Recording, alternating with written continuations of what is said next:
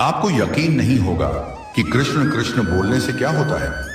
आइए जानते हैं क्या हुआ जब बकरी ने खाया कृष्ण रूपी नामी पत्ता।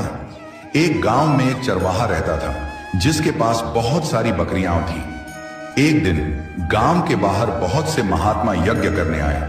वे वृक्ष के पत्तों पर चंदन से कृष्ण कृष्ण लिखकर पूजा कर रहे थे। यज्ञ पूरा होने के बाद महात्मा वहां से चले गए, लेकिन वे पत्ते वहीं पड़े रह गए। चरवाहा अपनी बकरियों को रोज वहीं चराने लाता था। एक दिन बकरियों में से एक बकरी ने वह पत्ता खा लिया जिस पर कृष्ण कृष्ण लिखा हुआ था।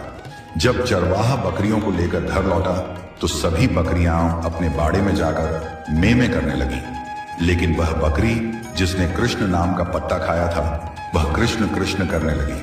कृष्ण नाम रूपी पत्ता अंदर जाने से बकरी का मैं भी चला गया। सभी बकरियां ने उस बकरी को सींग और धक्के मारकर बाड़े से बाहर कर दिया। मालिक को लगा कि जरूर इसको कोई बीमारी होगी, जो सब बकरियां इसे अपने पास भी नहीं आने दे रही, और चरवाहे ने बकरी को ले जाकर जंगल में छोड़ दिया। तभी जंगल में एक चोर की नजर उस बकरी पर पड़ी तो उसने उसे पकड़कर दूर गांव के एक किसान को बेच दिया। किसान को इस बात की परवाह नहीं थी कि बकरी मैं करती है या कृष्ण कृष्ण। कृष्ण नाम के प्रभाव से बकरी बहुत ही ज्यादा और मीठा दूध देती थी। दूर दूर से लोग उसका दूध उस किसान से लेने आते। एक दिन राजा का मंत्री उस गांव से होकर गुजर रहा था। उसको बहुत भूख लगी थी। तभी उसे किसान का घर दिखाई दिया। किसान ने उसे बकरी का दूध पिलाया। इतना मीठा और अच्छा दूध पीकर मंत्री बहुत खुश हुआ। उन्होंने किसान से कहा, हमने इससे पहले ऐसा दूध कभी नहीं पिया। किसान ने कहा, यह तो इस बकरी का दूध है जो सारा दिन कृष्ण कृष्ण करती रहती है। वह किसान का धन्यवाद करके वापस राजमहल की ओर चल दिया। उन दिनों राजमाता काफी बीमार थीं। कई वैद्यों के उपचार के बाद भी उनकी स्थिति में सुधार नहीं हुआ।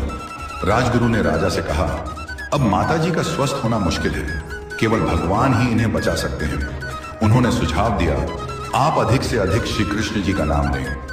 राजा राजकाज में इतना व्यस्त रहता था कि उसके लिए दिन भर माताजी के पास बैठकर भगवान का नाम लेना संभव नहीं था। नगर में भी कोई ऐसा नहीं था जो यह कार्य कर सके।